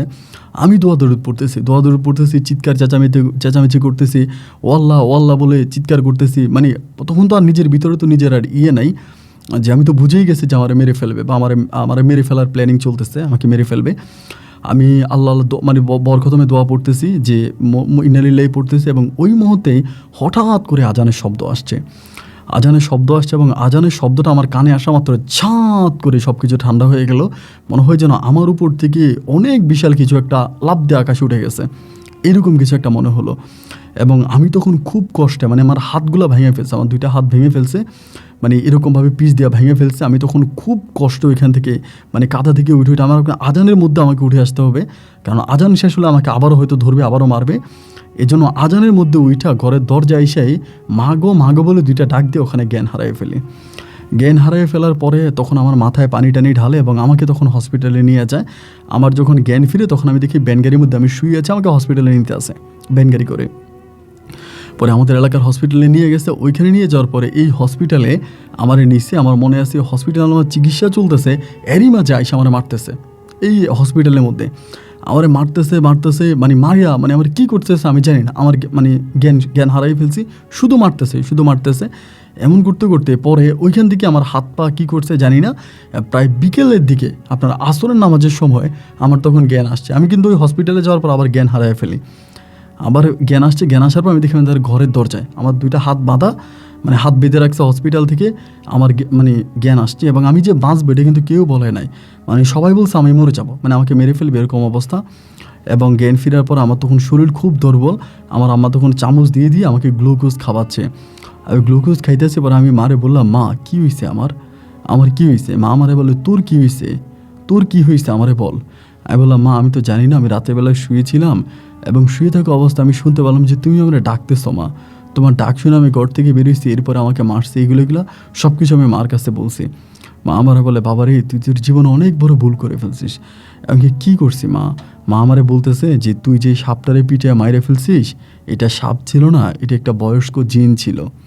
আমি বললাম এটা বয়স্ক জিন ছিল? মা বলে হ্যাঁ এটা একটা বয়স্ক জিন ছিল, আর এই জিনের বউ এসে তোরে মারছে, তোরে মেরে ফেলতো যদি ওই সময় আজান না দিত, আল্লাহ তোরে বাঁচাইছে। পরে আমি বলি মা আমরা যদি আবার এসে মারে, মা বলে না হুজুর এবার তাবিজ দিয়ে গেছে, এবার আর মারতে পারবে না, তোর কোমরে হাতে তাবিজ দিয়ে গেছে। পরে আমি বললাম আমি এটা কী করলাম মা, আমি তো জানতাম না যে এরকম এটা জিন, আমি জিন জানলে তো মারতাম না। মা আমারে বলে, তোর ছোটোবেলা থেকে বলে আসছে যে কোনো কিছু সাপ দেখলে জিনেরা সবসময় সাপ আর কালো কুকুরের রূপ ধারণ করতে পছন্দ করে। সাপ অথবা রাস্তার মধ্যে কালো কুকুর দেখলে প্রথমে 2-3 বার সর সর চলে যায় এরকমভাবে বলবি, এরপরে না গেলে মারবি। তুই কি সাপটারে বসিরে চলে যাওয়ার জন্য? আমি বলি, না মা, আমি কিছুই বলি নাই। আমি টর্চলাইট টেপ মেরে সাপটারে দেখা মাত্র আমি লাঠি দিয়ে পিঠে মেরে ফেলছি। আমার মা বলে, কাজটা ভালো করিস নাই বাবা, এই কাজটা ভালো করিস নাই। পরে আমি আর আস্তে আস্তে সন্ধ্যা আসতেছে, আমার মনের ভিতরে ভয় ঢুকতেছে, আমার আবার নিয়ে হয়তো মেরে ফেলবে। আমাদের বাড়ি বন্ধ করে দেওয়া হয়েছে কবিরাজের মাধ্যমে, আমাকেও তাবিজ পরানো হয়েছে। পরে ঘরের মধ্যে এসে আমি বললাম, মা আমি তোমার সাথে ঘুমাবো, আমি একা ঘুমাবো না, আমার ভয় লাগে। পরে আমার আম্মুর সাথে আমি ঘুমাইলাম, আম্মুর সাথে আমি ঘুমাইছি। আমার ভাই তখন ঘুম আসছে, আমার মার সাথে ঘুমাইছি। সকালে ঘুমটা ভাঙার পরে হাত নাড়াইতে পারি না, আমি টয়লেটে যাইতে পারি না। মা আমাকে ধরে ধরে টয়লেটে নিয়ে যায়, টয়লেট থেকে আনে। বিশ্বাস করেন দীর্ঘ 3টা মাস আমি কি পরিমাণের কষ্টে ছিলাম। এই 3টা মাস আমি আর আমার আল্লাহ ছাড়া পৃথিবীর কাউরে আমি বুঝাইতে পারবো না, পৃথিবীর কোনো মানুষকে আমি বিশ্বাস করাতে পারবো না। আমার যে এত কষ্টে, এত যন্ত্রণায়, এত দুঃখে আমার দিনগুলো কাটছে। আমার হাত নাড়াইতে পারি না, কোমর নাড়াইতে পারি না, ঘাড় নাড়াইতে পারি না। 3টা মাস পর আমি একটু একটু করে সুস্থ হলাম। এখন সুস্থ হওয়ার পরে আমি কি করব? কোনো কাজ কাম তো পাইতেছি না। যেহেতু গরিবের ছেলে, আমার আব্বাও মরে গেছে, আমার আব্বা জায়গায় সম্পত্তি সব বিক্রি করে দিছে, এখন তো আমাদের কিছুই নেই, তা খাবো কেমনে, চলবো কেমনে? জিনের ভয়ে ঘরের মধ্যে বসে থাকলে তো পেটের খিদেই মরে যাব, পেটে তো অন্তত খাবার দিতে হবে। পরে মারে বললাম, মা আমি কিছু একটা করার চেষ্টা করি। মা আমার বলে, কি করবি? দেখ না কিছু করা যায় কিনা। পরে আমার মায়ের কাছে কিছু পুঁজি ছিল, আর আমার বড় ভাইয়া উনি যেহেতু দোকানদারি করতো, বড় ভাইয়ের কাছে কিছু টাকা ছিল, আর এই বড় ভাই যেহেতু আপনার চাকরি করতো, ওনার কাছে কিছু টাকা ছিল, এবং ওই টাকাগুলো দিয়ে পরে আমি আমাদের বাড়ির সামনে একটা দোকান দিছি। বলতে একটা চায়ের দোকান, চা বিক্রি করতাম। এরপরে আবার বাজারের কিছু জিনিস আছে, ওগুলো বিক্রি করতাম। আর ওই যে চিপস, চানাচুর এগুলো বিক্রি করতাম আর কি। খুব ছোটো করে একটা দোকান দিয়েছি, যেহেতু অসুস্থ মানুষ। এই দোকানটা আমি প্রায় 1 বছরের মতো চালাই, 1 বছরের মতো দোকানটা চালাই। এবং 1 বছরের মাথায় আমার দোকানের যত পুঁজি ছিল, লাভ তো দূরের কথা, ওই পুঁজিগুলো পর্যন্ত শেষ। এই আসে বাকি নেওয়ার জন্য, ও আসে বাকি নেওয়ার জন্য, এইভাবে বাকিতে খেতে খেতে আমার দোকানটাকে ফুটাই দিছে। আমার দোকানের যা আয় ইনকাম হয়েছে তাও গেছে, দোকানের পুঁজিও গেছে। এইবার আমার মা অনেক অসুস্থ হয়ে গেছে, আম্মার চিকিৎসা করতে পারতেছি না। আর আমার বড় যে ভাই আছে, ভাইও তখন বিয়ে করে ফেলছে। বড় ভাইয়া বিয়ে করে নিয়ে বউ নিয়ে শহরে থাকে। ওনার বউ আবার খুব খারাপ, আমাদেরকে টাকা পয়সা দিতে দেয় না। ওই ভাইয়া যদি বাড়িতে টাকা পাঠায়, ভাবি তখন ভাইয়ের সাথে ঝামেলা করে যে কেন টাকা পাঠাইবা, তোমার পরিবার আছে, তোমার সন্তানাদি আছে, তুমি তাদের চিন্তা করো না, তুমি বাড়ির মধ্যে টাকা পয়সা পাঠাও, কেন তুমি টাকা পাঠাইবা? আমার বড় ভাইয়ের আর বাড়িতে টাকা পাঠাইতে দেয় না। ভাইয়া তখন মেজো ভাই আর কি, মেজো ভাই তখন আর টাকা পয়সা দেয় না, বড় ভাই তো মরেই গেল। পরে আর চলতে পারি না, পরিবারে প্রচণ্ড অভাব। মায়ের জন্য যে একটা গ্যাস্ট্রিকের ওষুধ কিনে আনবো, এইটাও পারি না, হাতেও কোনো টাকা পয়সা নাই। এমন করতে করতে ব্যবসা বাণিজ্য সবই তো টাকা পয়সা শেষ। এখন কী করবো? মাঠে ঘাটে ওরূপভাবে কাজ করতে পারি না, এমন করতে করতে আমাদের এলাকার এক লোকের সাথে, উনি রিক্সা চালাইতো, উনি রিক্সা চালায়। ভাই বিশ্বাস করেন, এত অভাবে পড়ছে যে আমি পরিকল্পনা করছি আমি রিক্সা চালাবো। কারণ রিক্সা চালাইলে অন্তত আমি নগদ কিছু টাকা পাবো, আমার আম্মার চিকিৎসা করতে পারবো। আমার যে 2 বোন আছে, বোনদেরকে বিয়ে দিলাম। বোনের শ্বশুরবাড়ি থেকেও যে কোনো সাহায্য সহযোগিতা করবে এরকম না, বোনেরাও আমার কাছ থেকে নেওয়ার জন্য হাত পেতে আছে। ওদের অবস্থাও ভালো না। আমার বোন জামার অবস্থা, আমার বোনের শ্বশুরবাড়ির অবস্থাও খুব খারাপ। এদের অবস্থাও ভালো না যে আমাকে কোনোভাবে হেল্প করবে বা সাহায্য করবে। শেষ পর্যন্ত তখন হলো কি, আমি এই রিক্সার মধ্যে উঠে গেলাম, রিক্সায় চালাইতে আসি, রিক্সায় চালাইতে আসি। আর পারিবারিক আর কোনো চিন্তা ভাবনা মাথার মধ্যে নাই। রিক্সার প্যাডেলের মধ্যে তখন সমস্ত স্বপ্ন আমার চলে গেল। তা আম্মা তখন আমার মানা করে যে, তুই রিক্সা চালাস, এটা ভালো না, তুই অন্য কিছু কর না। আম্মা আমারে বলে, আমি বললাম রিক্সা না চালাই আর করবো কি মা, আমি আর কি করতে পারবো বলো? আব্বাও জমি জমা সব কিছু বিক্রি করলো, বড় ভাইয়া মরে গেল, মেজো ভাইয়া বউ নিয়ে আলাদা হয়ে গেল, মেয়ে 2টারে বিয়ে দিয়ে দিলে, এখন তোমারে খাওয়াইবো কে? এখন তোমারে খাওয়াইতে তো আমার রিক্সায় চালাইতে হইব। তো আমার মাও দেখলো যে আসলে এছাড়া তো আর কোনো পথ খোলাই নেই। তো আমি এখন রিক্সায় চালাই, এদিকে যাই ওইদিকে যাই, বিভিন্ন জায়গায় ভাড়া মারি। তখন আর আমার কোনো আর কোনো সমস্যা নাই, কোনো ভৌতিক যে সমস্যাগুলো, এই সমস্যাগুলো তখন মোটামুটি প্রায় অনেকটাই কেটে গেছে। এবার এরকম করতে করতে একদিন হলো কি, আমার যেটুকুন মনে আছে, একদিন বিকালবেলা আপনার আসরের নামাজের পরে আমাদের আমি অনেক দূরে একটা ভাড়া নিয়ে গেছিলাম। আমাদের এলাকার এক মহিলার বাপের বাড়ি, ওইখানে মহিলার নামাই দিয়ে আসছি। আসার পরে এই দিকে একটা মসজিদের পিছনের একটা বাড়ি থেকে একটা ছেলে আমাকে ডাক দিছে। ওই এটা কবিরাজ বাড়ি। আমি এমনি জানতাম, মাঝে মাঝে অনেক রুগী টুগী নিয়ে আসতাম এখানে। ওইটা কবিরাজ বাড়ি, জানি ওখানে নাকি কোন কবিরাজ আছে। একটা ছেলে আমার ডাক দিছে, মাথায় টুপি পরা, ডাক দিয়ে আমার ওই রিক্সাওয়ালা বলে ডাক দিছে। পরে দাঁড়াইছি, দাঁড়ানোর পর আমার বলতেছে যে আমাদের সামনে একটা মানে আপনার শ্মশান ঘাট আছে আর কি, বলে মানে ওই দিকে আসার সময় পরে ওখান থেকে বলে শ্মশান ঘাটে যাবে। আমার বলে শ্মশান ঘাটে যাবো। তা আমি চিন্তা করলাম যে আমি তো এই রাস্তা দিয়েই যাবো, আমি তো এই পথ দিয়ে যাবো, তো ঠিক আছে ছেলেটারে নিয়ে যাই। পরে আমি বললাম ঠিক আছে উঠুন। এই বলে ছেলেটার হাতে মানে আপনার এক খাঁচার মধ্যে 2টা কবুতর ছিল, এবং এই 2টা কবুতরে খুবই সুন্দর, মানে খুবই সুন্দর 2টা কবুতর, এত সুন্দর যে যেটা আসলে বলার মতো না, এত সুন্দর। এখন আমার তো আসলে ভাই যেটা সত্য সেটাই বলি, আপনি যাই মনে করেন। আমার কবুতর 2টা দেখার পরে ছেলেটা তখন করলো কি, এই রিক্সার মধ্যে উঠা বলতেছে, আরে ভাই একটু দাঁড়াও তো, আমি সামনে থেকে আসতেছি, সরি আমি একটু বাড়ি থেকে আসতেছি, কি জানি ফেলে আসছে, মানে কি জানি ফেলে আসছে, ওইটার জন্য ও গেছে বাড়ির মধ্যে। এখন এটার জন্য বাড়ির মধ্যে যাওয়ার পরে আমি তখন করলাম কি, রিক্সাটা নিয়ে দিলাম টান, রিক্সাটা নিয়ে দিলাম টান, কারণ আমার ওই কবুতরগুলো পছন্দ হয়ে গেছে। মানে সোজা বাংলায় যেটা, আমি কবুতরগুলো চুরি করব, মানে কবুতরগুলো আমি নিয়ে যাবো, ওই ছেলেকে দিব না। এই বলে রিক্সা লইয়া দিলাম টান, টান দিয়ে ধরেন সামনে 2টা রাস্তা, সোজা রাস্তা দিয়ে না গিয়ে আমি বাঁকা রাস্তা, আরেকটা রাস্তা আছে ওই রাস্তা দিয়ে দিলাম, মানে ওই রাস্তা দিয়ে যাচ্ছি, কারণ সোজা রাস্তায় গেলে তো চাপাকে হয়তো ধরে ফেলবে। এই রাস্তা দিয়ে তখন আমি রিক্সাটা দিলাম টান, মানে অনেকক্ষণ দাঁড়াইছিলাম কিন্তু ছেলেটা আসতেছে না বাড়ি থেকে। এরপর আমি রিক্সা টান দিছি, মানে কবুতর 2টা, মানে 2টা কবুতরের লোভে পড়ে গেছে। আর কবুতরগুলোও দেখতে অনেক সুন্দর, পায়রা পায়রি মনে হচ্ছে এরকম। তা আমি চিন্তা করছি যে আমি এগুলোকে পালবো, খেয়ে ফেলবো এরকম না, আমি এগুলারে পালবো, পাইলা মানে কবুতর একটা খামার করবো, এরকম চিন্তা ভাবনা। ওই 2টা কবুতর থেকে আমার এরকম একটা চিন্তা ভাবনা আমার মনে তখন জাগলো। দেন এরপর আমি তখন এই কবুতরগুলারে নিয়ে, এই কবুতরগুলো নিয়ে তখন আমি রিক্সা চালাইতেছি একটা বাজারের উপর দিয়া। বাজারে আবার এখানে 2-1 মানুষ আমার চিনে, ওনারা আবার দেখছে, বলে কিরে এই কবুতরকে রিক্সার মধ্যে, কিছু বললাম না। আমি তখন বাড়ির মধ্যে চলে আসছি, বাড়ির মধ্যে আস্তে আস্তে রাত হয়ে গেছে। রাত হয়ে যাওয়ার পরে কবুতরগুলোর আমি তখন বাড়ির মধ্যে রাখছি। তো বাড়িতে কবুতরগুলো রাখার পরে মা আমারে বলতেছে, আবার এখানে আরেকটা জিনিস আমি বলে রাখি, এই কবুতরের খাঁচার ভিতরে, মানে খাঁচাটার মধ্যে লোহার খাঁচা ছিল, এই লোহার খাঁচার মধ্যে প্রায় 3-4টা মতো তাবিজ বাঁধা আছে। আপনার মানুষ যে হাতের যে তাবিজগুলো পরে না, এরকম কালো তাগে দিয়ে তাবিজ বাঁধা আছে খাঁচাগুলোর মধ্যে। খাঁচার মধ্যে যখন তাবিজ বাঁধা আছে, আমি চিন্তা করলাম যে খাঁচার মধ্যে তাবিজ বাঁধা কেন। আমি আর কোনো কিছু চিন্তা ভাবনা করলাম না, ওভাবেই কবুতরগুলো রেখে দিলাম। এবং রাখার পরে সকালবেলা, মানে ওই রাতের বেলা আমার মা বারবার বলতেছে যে বাড়ির মধ্যে জানি কি হয়েছে, মানে বাড়িটা খুব ভার হয়ে আছে, প্রচণ্ড রকমের ভার হয়ে আছে। আমার মা বলে বাড়ির মধ্যে কোনো একটা সমস্যা হইতে আছে। মা বলে বাড়ির মধ্যে কী সমস্যা, ও সমস্যা নেই। এবার সকালবেলা আমি করলাম কি, এই কবুতরগুলারে বের করছি, মানে আমি আলাদা একটা ঘরে রাখছি। আমি যে ঘরে ছিলাম, রুমে ছিলাম, ওই রুমে না, আলাদা একটা রুমে রাখছি। যে রুমে আগে আমার ভাইয়া, মানে বড় ভাইয়ের বউ আর ভাবি, মানে আমার বড়, মানে আমার ভাগ্নি থাকবে, ভাতিজি থাকতো। তো আমার ভাইয়া মরে যাওয়ার পরে কিন্তু আবার অনেক বছর পর আমার ভাবি কিন্তু আবার চলে যায় আমার ভাতিজিরে নিয়ে। তো এই জন্য ওই রুমটা খালি থাকে, ওই রুমের মধ্যে রাখছি। সকালবেলা ঘুম থেকে ওঠার পরে আমি তখন কবুতরগুলোর কাছে গেলাম, এবং এত সুন্দর ফুটফুটে কবুতর। আমি তখন কী করলাম, মানে কবুতরগুলো দেখে আমি আর মানে লোভ সামলাতে পারলাম না। আমি তখন এই মানে কবুতরের ইয়েটা খুলে, আবার এটা কিন্তু আপনার মানে লাল ইয়ে দিয়ে, মানে লাল সুতা দিয়ে বাঁধা, মানে কবুতরের খাঁচার যেই 2টা দরজা আছে, মানে 2টা খাঁচা 2টা দরজা আপনার লাল সুতা দিয়ে বাঁধা। পরে লাল সুতাটা আমি খুইলা কবুতরটারে এমনি হাত দিয়ে, মানে শুধু ধরবো, ওই সময় কবুতর মানে ধাপ করে আমার সামনে দিয়ে দিছে উড়াল।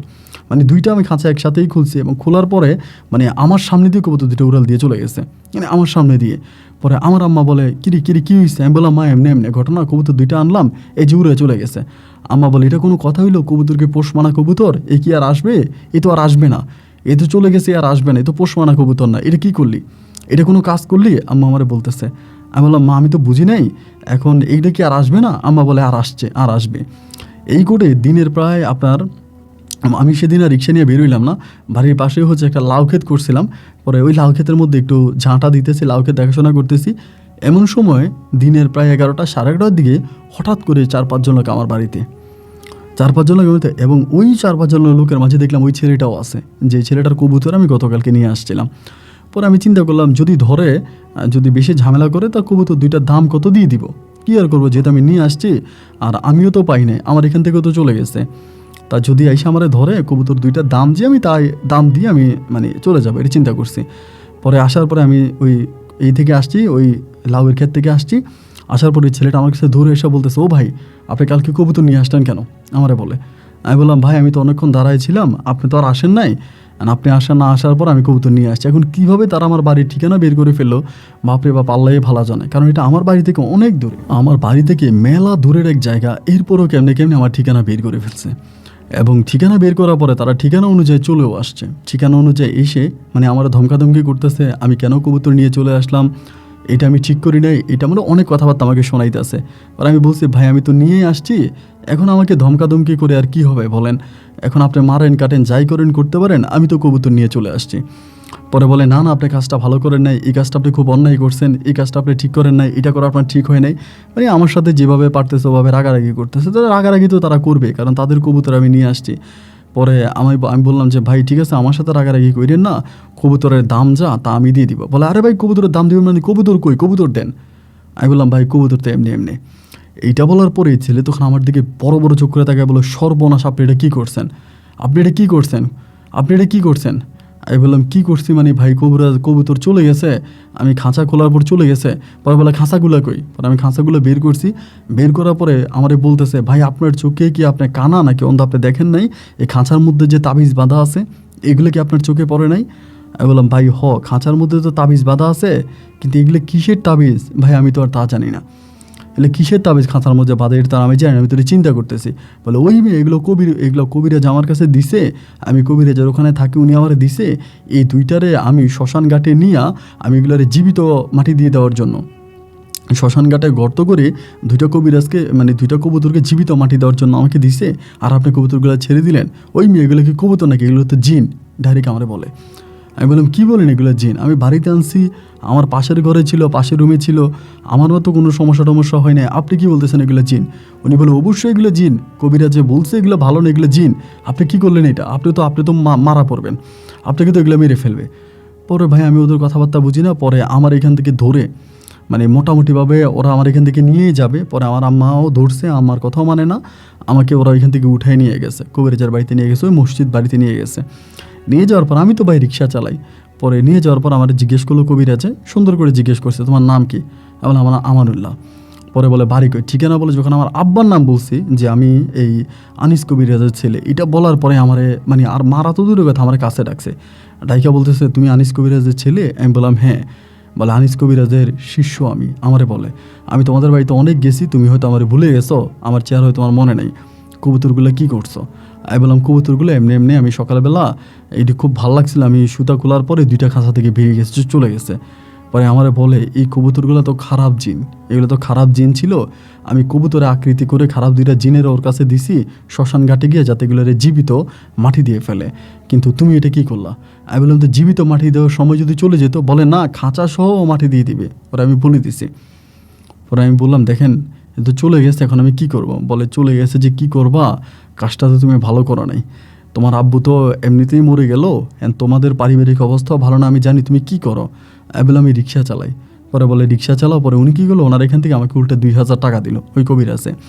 আমি কবিরাজে 2000 টাকা দিল, 2000 টাকা দিয়া পোলা পান্ডিয়ে বলতেছে, ওরা বাড়িতে দিয়ে ওরা বাড়িতে দিয়া যা হবার তা হয়ে গেছে, ও তো ছেড়েই দিছে, এখন এটা নিয়ে আর কথা বলে কি হবে, ওরা বাড়িতে দিয়া। এই বলার পরে তখন এই পোলাপাইনগুলো আমার আবার বাড়িতে দিয়ে গেছে। এখন বাড়িতে দিয়ে যাওয়ার পরে আমি তো তখন আমার বাড়ির মধ্যে আছি, আর এই নিয়ে আমার কোনো রকমের ইয়ে নাই, কথাবার্তা নেই, এটা আমি ভুলেই গেছি, মানে এই স্মৃতি আমার মনে নেই। আবার যেই ইয়েগুলো ছিল আপনার, যেই তাবিজ তুমান যেগুলো ছিল ওই খাঁচার মধ্যেগুলো সব ওনারা নিয়ে গেছে, মানে খাঁচাগুলোও নিয়ে গেছে, কবিরাজে খাঁচাগুলোও নিয়ে গেছে, আমার কাছে আর কিছুই নেই। আমি তখন বাড়ির মধ্যে পড়ে আছি, বাড়ির মধ্যে কাজ কাম করতেছি, আবারও থাকতেছি। এমন করতে করতে পরে হলো কি, আমি আপনার এই একদিন ভাড়া মারার জন্য রাতের বেলায়, এই ঘটনাটার মানে বেশ কয়েকদিন পরে একদিন রাতের বেলা আমি তখন স্টেশনে গেছিলাম। মাঝে মাঝে আমি রাতের বেলা স্টেশনে যাইতাম, কারণ স্টেশন থেকে মাঝে মাঝে যাত্রী পাইতাম।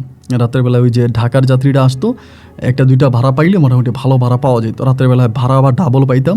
তো এই পরিকল্পনা করে আমি তখন ওইখানে গিয়ে দাঁড়াইছি, আমার রিক্সাটা নিয়ে দাঁড়াইছি। পরে একজন আসছে, মানে ভাড়া একটা পাইছি, পাওয়ার পরে ওই ভাড়াটারে নিয়ে মানে এই ভাড়াটারে নিয়ে আমি তখন মানে রওনা দিলাম, যে ওই তখন রওনা দিছি, যাইতেছি মানে বয়স্ক একজন মহিলা, মানে মহিলা সাথে একটা ব্যাগ আছে, ব্যাগটার সাথে একটা বয়স্ক মহিলা, রওনা দিছি। মানে মহিলার আমি পাইছি, পাইয়া মহিলারে নিয়ে আমি তখন রওনা দিছি। রওনা দেওয়ার পরে এই মহিলা করলো কি, আমারে এক বাড়ির ঠিকানা দিল, গ্রামের ঠিকানা দিল, ওই গ্রামে ঢুকছি। ওই গ্রামে ঢুকার পরে মহিলা কী করলো, বাড়ির মধ্যে ঢুকছে। তা আমার ভাড়া টাড়া দেয় নেই, বললাম একটু বাড়ি থেকে আসতেছি, আমার ব্যাগটা থাকুক, মানে গ্রামের ভিতরে একটা বাড়ির মধ্যে ঢুকছে, ঢুকে সে আবার বেরিয়ে আসছে। বেরিয়ে এসে আমার বলতেছে, আমি তো আসছিলাম আমার মেয়ের বাড়িতে, এখন আমার মেয়ে তো নাই। আমার মেয়ে বলে তার ননদের বাড়িতে বেড়াইতে গেছে। এখন আমার মেয়ের ঘরে তো তালা মারা, আমি তো এখানে থাকতে পারবো না। তোমাদের এখানে কি কোনো হোটেল আছে, আবাসিক হোটেল আছে? মহিলা শুদ্ধ ভাষায় কথা বলে, বয়স্ক মহিলা, একদম বয়স্ক। আমি বললাম যে না, আমাদের এদিকে কোনো আবাসিক হোটেল নাই, আমাদের কোনো আবাসিক হোটেল নাই, আমি আবাসিক হোটেল কই পাবো? পরে বলতেছে যে কোনো আবাসিক হোটেল নাই এখানে। আমি বললাম না। বলে তাহলে আমি রাতে থাকবো কই? আমারে বলতেছে। আমি বললাম আমি কি করে বলবো, তবে আমার বাড়ি আছে এখান থেকে মেলা দূরে, আপনি কি আমার বাড়িতে থাকবেন? যেহেতু বয়স্ক মহিলা, আমার দাদির মতো বয়স, তাই আমার ওই মায়া লাগছে, এই জন্য আমি তখন ওনার এই কথাটা বলছি। মহিলা আমারে বলে তাহলে তো ভালোই হয়, আজকে রাতটা আমি তোমার বাড়িতে কাটাই দিই, তা তোমার বাড়িতে নিয়ে চলো। পরে রাত্রে, গভীর রাতে পরে মহিলারে নিয়ে বাড়িতে আসছি। বাড়িতে আসার পরে মারে তখন ডাকছি, মারে বললাম যে মা এই ঘটনা। মা তখন মহিলাটারে খুব মানে করে ঘরের মধ্যে নিয়ে গেল, আমাদের ঘরে নিয়ে গেছে। এবং ঘরে নিয়ে যাওয়ার পরে মহিলা খুব সুন্দর করে আমার আম্মুর সাথে কথাবার্তা বলতেছে, ভালো করে। রাতের বেলা দেখলাম দুজনেই খুব গল্প করতেছে। আমি আবার ঘুমিয়ে গেছি, রিক্সাটা রাইখা আমি ঘুমিয়ে গেছি। এখন ঘুম থেকে উঠার পরে সকালবেলা দেখলাম আমার আম্মা পিঠা বানাইতেছে, মহিলা বসে বসে পিঠা খাচ্ছে। আমার পরনে ছিল একটা লুঙ্গি আর একটা সেন্টু গেঞ্জি, সাদা একটা গেঞ্জি। এবং আমিও তখন মায়ের কাছ থেকে পিঠা নিয়ে আমিও একটা দুইটা কামড় পিঠা খাচ্ছি। এমন সময় মহিলা আমার শরীরের দিকে তাকালো, দেখলাম আমার গলার মধ্যে তাবিজ, আমার হাতে তাবিজ। মহিলা আমারে বলতেছে এই তাবিজ কেন তোমার হাতে? আমারে বলে। আমি বললাম আমাদের একটু সমস্যা আছে পারিবারিক, এই জন্য। বলে তাবিজ খোলো। পরে মহিলা আমারে বলতেছেন তাবিজ পরা শিরিক, তাবিজ পরা হারাম, তাবিজ পরা ভালো না, তাবিজ খোলো। আমার আম্মা বলেন আমার ছেলেটার একটা সমস্যা আছে, কালকে রাতে তো আপনাদের বলছি এই সমস্যা। আমার সামনে আমার আম্মা বলতেছে, মহিলা বলে কালকে রাতে আপনার ছেলের সমস্যার আরও মানে 10 বছর হয়ে গেছে, আপনার ছেলের কিছু হয় নাই, এখন হবে? আরে কিছুই হবে না তো, তাবিজ খোলেন। মানে মহিলা দমকায় দমকায় তখন আমার এই তাবিজগুলো খুলে ফেললো, মানে হাতের তাবিজটা, কোমরের তাবিজটা সে নিজেই খুলছে, মানে নিজেই সে আমার তাবিজ তোমারগুলো টাইনে টুইনে খুলে ফেললো। তা আমিও অবাক হয়ে দেখলাম যে আমার আম্মা কিন্তু মহিলার কিছুই বলে না। এই যে মহিলা আমার শরীরে হাত দিয়ে আমার তাবিজ খুলে ফেলতেছে, আম্মা তো একটু রাগ হওয়ার কথা বা মহিলার সাথে একটু গরম হওয়ার কথা। আমার আম্মা দেখি মহিলার সাথে কোনো গরমও হয় না, কিছু বলেও না। মহিলা তার মতো করে টেনে হিসড়ে তাবিজগুলো সব কিছু খুলে ফেললো। আর তাবিজগুলো খুলে মহিলা তাবিজগুলো ফালাই দিল, মানে তাবিজগুলো আমার সামনে গিয়ে করলো, আপনার পুকুরে ফালাই দিছে। দেওয়ার পরে এই দিনই মহিলা তখন দুপুরবেলা খাওয়া দাওয়া করছে আমার ঘরে। খাওয়া দাওয়া করে আমার আম্মা বলতেছে মহিলা ওনারে দিয়ে আয়। আমি বললাম আপনারা কই দিয়ে আসবো? আপনার মেয়ের বাড়িতে। বলেন আমি আর মেয়ের বাড়িতে যাবো না, আমি ঢাকায় চলে যাবো, আমার বাস স্ট্যান্ড নামাই দিয়ে আসো। এইটাই বলছে, আমার বাস স্ট্যান্ড নামাই দিয়ে আসো। পরে আমি তারা বাস স্ট্যান্ডে আনছি, বাস স্ট্যান্ডে আইনা আমি তারা বাস স্ট্যান্ডে নামাই দিছি। সে আমার 500 টাকাও দিছে। তা আমি এটা নিতে চাই না, আমি বলছি আমার লাগবো না, আপনি আমার বাড়িতে ছিলেন ভালো কথা, টাকা লাগবো না। না, সে আমার জোর করে 500 টাকা আমার পকেটে ঢুকাই দিছে। তো তার কাছ থেকে 500 টাকা নিয়ে পরে দুপুরের পরে তখন আপনার প্রায় 3টে সাড়ে 3টার মতো বাজে, এরকম সময় হবে। আমি তখন রিক্সাটা নিয়ে বাড়ির দিকে আবার রওনা দিছি, ওই বাজার থেকে বাড়ির দিকে রওনা দিছি। এবং বাড়ির দিকে রওনা দিতেছি, আমি রিক্সা চালাইতেছি, ভাই আমার পথে শেষ হয় না। আমার চীনা রাস্তা, মানে এক রাস্তা দিয়ে যাইতেছি, আবার দেখি পুনরায় ওই রাস্তায় আসতেছে, আবার এই রাস্তা দিয়ে যেতেছি, আবার এই রাস্তায় আসতেছে। আস্তে আস্তে আমি খুব ক্লান্ত হয়ে গেলাম। ক্লান্ত হয়ে যাওয়ার পরে আমি তখন কী করলাম, মানে রিক্সা থেকে নামলাম। কী হয়েছে, আমার রাস্তা শেষ হয় না কেন? এবং রিক্সা থেকে নামার পরে এইটুকু আমার মনে আছে, আমি রিক্সা থেকে নামছি, নেমে বসছি, এখানে আমি জ্ঞান হারাই ফেলি। আমার আর স্মৃতিশক্তি নেই, জ্ঞান হারাই ফেলি। এবং আমার যখন জ্ঞান ফিরে তখন আমি দেখি আমার একটা গাছের সাথে বেঁধে রাখছে, আমার হাত বাঁধা একটা গাছের সাথে, অনেক বড় একটা গাছ, এখানে কোনো মানুষজন নাই, কেউ নেই। এবং এই গাছ বাঁধা অবস্থায় তখন ওই বুড়িটা আমার সামনে আসে, যে বুড়িটারে আমি নামাই দিছি, আমাদের বাড়িতে ছিল বুড়িটা, মানে বুড়ি রূপে আসছে আর কি আমার সামনে। আসার পরে ভাই আমি এই মানে আমার এই স্মৃতি কখন আমি ভুলতে পারবো না। এরকম বিভস্ত্র চেহারা আমি আমার জীবনেও দেখি নাই। 2টা চোখ একেবারে রক্তবর্ণ হয়ে আছে, মারাত্মকভাবে 2টা চোখ দিয়ে আমার দিকে তাকে আছে, মানে চোখের দিকে তাকে, মানে আমি আবার জ্ঞান হারিয়ে ফেলবো। এবার আমারে বলতেছে তুই আমার স্বামীরে মারছস, তোরে বহুত কষ্টে পাইছি, তুই আমার স্বামীরে মারছস, তোরে বহুত কষ্টে পাইছি। আমি বললাম আপনি আমার বাড়িতে ছিলেন, আমার বাড়িতে আমি আপনারে খাওয়াইছি, রাখছি, পড়াইছি, আর আপনি আমার এখানে কোথায় না বাইদা রাখলেন। পরে আমারে বলে তোর বাড়িতে আমি যাই না, তোর বাড়িতে আমি এক তান্ত্রিক মহিলারে পাঠাইছি, ওই মহিলা গিয়া তোর তাবিজ খুলছে। আমি তোর পিছনে পিছনে আজকে বহু বছর ঘুরতেছি, তোরে ধরতে পারতেছি না, এই তাবিজের জন্য তোরে ধরতে পারি না। আজকে তোরে ধরছি, আজকে তোরা আমি মাইরা ফেলবো, তোরা আমি আজকে আনছি। পরে আমি তখন বুঝতে পারতেছি না যে আমার এগুলো কী বলতেছে। আমি বললাম দেখেন আমারে মানলে কি আপনার লাভ আছে? তখন আমার মনে হয়েছে যে ওই সাপের কথা, আমি সাপ পিটায় মেরে ফেলছি। আমি বললাম আমার মাও বলছে আমি আপনার স্বামীরে মেরে ফেলছি, এটা সত্য কথা, কিন্তু দেখেন আমি তো এটা যে আপনার স্বামী জানতাম না, আমি তো নর্মালি সাপ মনে করে মেরে ফেলছি। বলে তুই তো ওই দিনে মরে যাইতি, তোর আমি ওই দিনে মেরে ফেলতাম, শুধুমাত্র আজান দেওয়ার কারণে আমি তোরে ছেড়ে দিছি, নাহলে তো সেদিনই আমি তোর ওই কাদামাখো জমিতে আমি তোরে তোরে আমি ওইখানেই ডুবে তোরে মেরে ফেলতাম। পরে আমি বললাম যে দেখেন, আমি তো অন্যায় করছি, এখন আপনি যদি আমাকে মেরে ফেললে আপনার মনের জ্বালা মিটে দেন, আপনি আমার মাইরা ফেলেন, আমরা মাইরা ফেলেন। এবং এরকমের মাঝে এই মহিলা তখন একটা পাথরের মতো, বিশাল একটা পাথর, অনেক বড় একটা পাথর, আমি যেটা আমার নিজের চোখে দেখা, এগুলো আমি কোনো কল্পনাও দেখি নাই, কোনো স্বপ্নও দেখি নাই, বাস্তবে একটা পাথর নিচে বিশাল একটা পাথর, এই পাথরটা আমার মাথায় বাড়ি মারবো, পাথর দিয়ে বাড়ি মেরে আমাকে মেরে ফেলবে। পাথরটা হাতে নেওয়ার পরে মহিলার পিছন থেকে দুইটা লোকে ডাক দিছে ওই জায়গাটার মধ্যে, এবং এই জায়গায় কোনো মানুষ নাই, একদম নিরবিচ্ছিন্ন একটা জায়গায়, একটা গাছ আছে, গাছের নিচে আমার বাইরে রাখছে। দুইটা লোকে ডাক দিছে এবং দুইটা লোকে পাঞ্জাবি পরা দুইটা লোকে। তখন এখানে কিন্তু একদম আলো নাই, আবার অন্ধকারও না, আলো অন্ধকারের মাঝে আপনার মাগরিবের সময় হলে যেরকম হয় না, এরকম একটা সময়, অন্ধকার হচ্ছে না, আমি কিন্তু চন্দ্র সূর্য কিছুই দেখতে পাচ্ছি না। ওই দুইটা লোকে ডাক দিছে, ডাক দেওয়ার পরে মহিলাটারে ডাইকে নিছে, ওইদিকে ডাইকে নেওয়ার পরে মহিলাটা রাইখে ওইদিকে গেছে, বয়স্ক মহিলা। এবং যাওয়ার পরে ওই মহিলার সাথে তখন এই দুইটা লোকে কথা বলতেছে, মহিলার সাথে তর্ক করতেছে, মহিলাও খুব তর্ক করতেছে, অনেক তর্ক করতেছে, যে মহিলাও তর্ক করে, এরাও তর্ক করে, দুজনের মাঝে অনেক তর্কাতর্কি। একটা পর্যায়ে এই দুইটা লোকে তখন মহিলার দিকে মারতেছে ওই জায়গার মধ্যে, হাতাহাতি হইতে আছে। এবং মহিলাটা তখন ধাক্কা এখান থেকে বিদায় করতেছে, মহিলা চলে গেছে, মহিলা হেঁটে হেঁটে চলে গেছে রাস্তা দিয়া। এবার দুইটা লোক আমার কাছে আসছে, ওদের মুখও ঢাকা, সাদা পাঞ্জাবি পরে আসছে, মুখ ঢাকা। আমার হাতের বাঁধনটা ছেড়ে দিছে, ছেড়ে দিয়া বলে এই এইভাবে ছাড়ছে, হাতের বাঁধনটা ছাড়ছে, ছাইরা বলে, তুমি আমাদের জীবন বাঁচাইছো, তা তোমার জীবন আমি বাঁচাই দিলাম, তুমি আমাদের জীবন বাঁচাইছো, এই জন্য তোমার জীবনও বাঁচাই দিলাম। এই কথাটাই শুধু বলছে, বলার পরে আমার আর কোনো কিছু খেয়াল নাই। এটা বলার পর আমি জ্ঞান হারিয়ে ফেলি ওই জায়গায়। এরপরে আমি দেখি আমার যখন জ্ঞান আসছে, আমি আমার এই রিক্সার পাশে আমি বসে আছি, তখন অনেক রাত, গভীর রাত, প্রায় মনে হয়েছে না একেবারে গভীর রাত, কোনো মানুষ নেই রিক্সার পাশে। আমি হঠাৎ দেখি যে আমি রিক্সার পাশে বসে আছি, রিক্সাটা ফালায় তখন দিলাম দৌড়, ওই রিক্সা ওই জায়গায় রয়েছে, দিলাম দৌড়াইতে এক বাড়ির মধ্যে যেয়ে পড়ছি। এক বাড়ির মধ্যে ঢুকে দিলাম চিৎকার দেওয়ার পর ওরা বাড়িছে। ওরা মনে করছে আমার রিক্সা বা আমি ডাকাতি হয়েছি রাস্তার মধ্যে, এই জন্য ওরা বাড়িছে। আমার শরীরের বিভিন্ন জায়গা থেকে রক্ত বেরিয়ে আছে, এবং বিভিন্ন শরীর থেকে রক্ত বেরিয়ে আছে, খুব খারাপ একটা অবস্থা। পরে আমারে বলতেছে, কী সে ভাই, আপনাকে ডাকাতে ধরছে? আমারে বলে। আমি বলি, মাগো আমার একটু পানি দেন। পরে পানি দিলাম, আমি পানিটা খেলাম। আমি বললাম যে আমার বাড়ি অমুক গ্রামে, আমারে রাতটা অন্তত আপনাদের বাড়িতে রাখেন, আমারে দিনের বেলা আমার মায়ের খবর দেন।